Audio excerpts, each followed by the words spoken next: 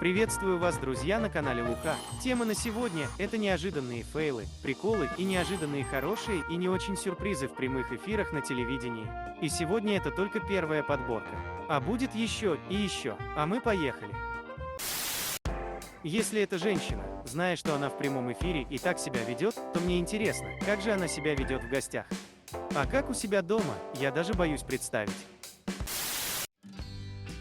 Талисманы спортивных команд частенько используют в рекламах разных товаров. Но не вся их обувь предназначена для ходьбы по льду. Иногда приходится снимать далеко не один дубль, чтобы достичь желаемого результата. Иногда эти нелепые падения довольно смешно выглядят. Но результат того стоит.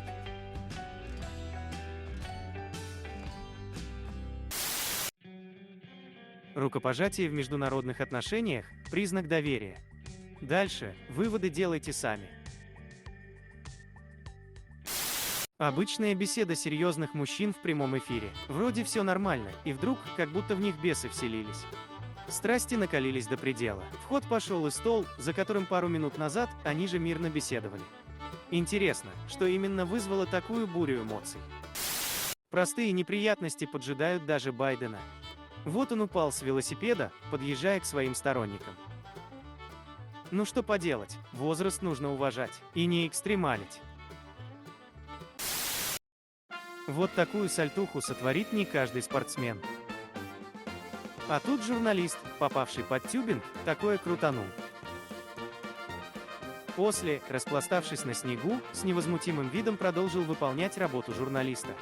И вел репортаж дальше.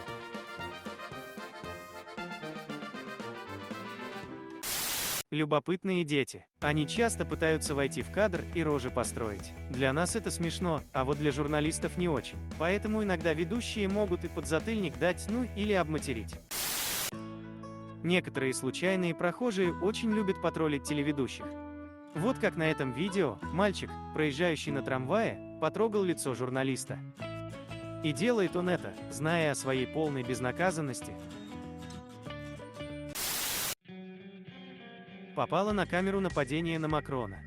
Но здесь интересно посмотреть на четкую и слаженную работу секьюрити.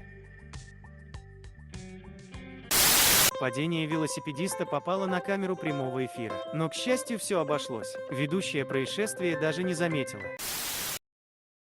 Настоящих профессионалов ничего не испугает. Даже такой вот ураган.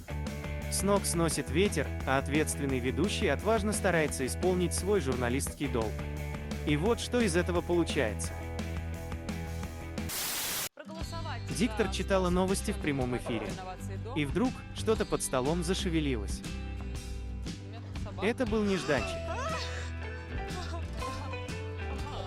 Вначале она испугалась, ну а потом испуг перерос на восторг.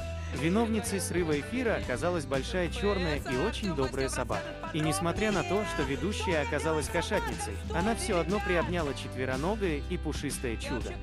А вот как это чудо попало под стол, это редактор будет разбираться уже после эфира. Вот такой полтергейст случился в одной из студий новостей.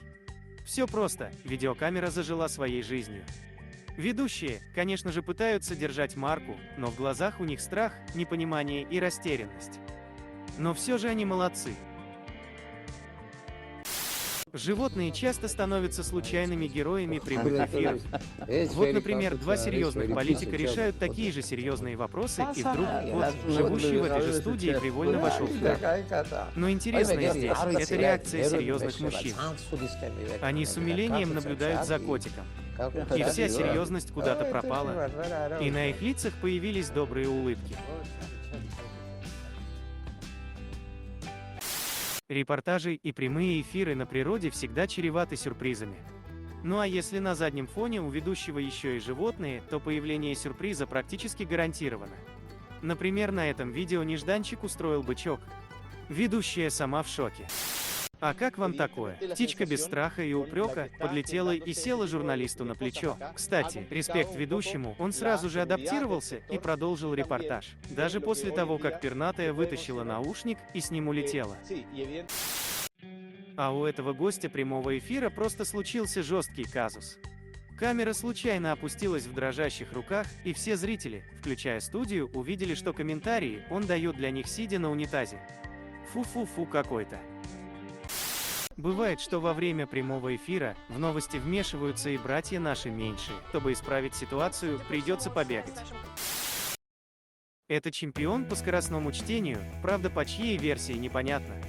Возможно, мама ему сказала. Ну так или иначе, но его пригласили на телевидение. Но вы посмотрите, что он творит. Даже не знаю.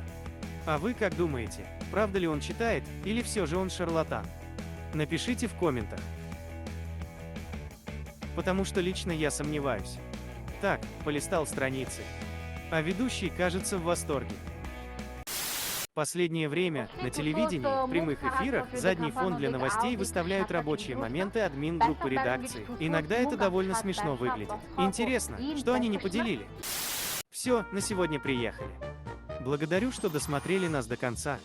А если поставите лайк, сердечко в комментах и подпишитесь, огромный плюсик прилетит к вашей карме мира вам.